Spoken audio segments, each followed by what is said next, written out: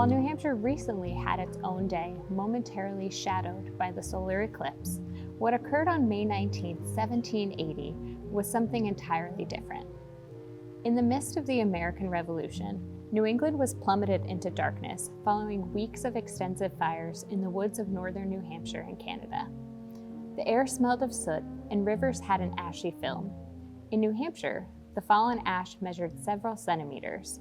Pieces of burnt leaves were continually falling, and rainwater was covered in a sooty scum. It was reported in the morning that the sun looked red and the sky looked yellow. Between 10 and 11 in the morning, the day took on the appearance of the evening.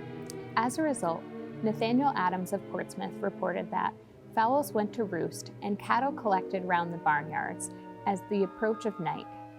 By noon, candlelight was needed to see in the middle of the day. Adams went on to state that the evening was enveloped in total darkness. The sky could not be distinguished from the ground. Matthew Patten of Bedford wrote, "Until 1 o'clock, that a person could not see their hand when held up, nor even a white sheet of paper.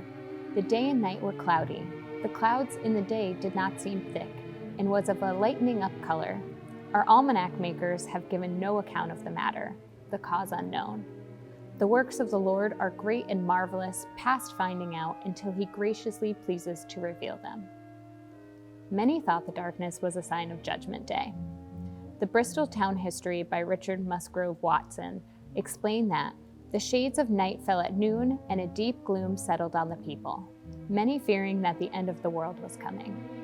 Samuel Lane of Stratham wrote in his diary, "The most remarkable occurrence in Providence this year is a very surprising dark day and night on the 19th of May. It being so dark from 10 or 11 o'clock in the forenoon till 3 or 4 in the afternoon, that people were obliged to dine by candlelight, which caused great terror in the minds of abundance of people. Many crowded into churches, petrified." At an already trying time, the dark day provided the perfect backdrop to the uncertain climate. The Americans had suffered the worst defeat of the Revolution just days before, when the British took Charleston, South Carolina on May 12th. The fate of the country was hanging in the balance. Economic insecurity, war-torn landscapes, and this irregular weather phenomenon coincided to create the perfect storm.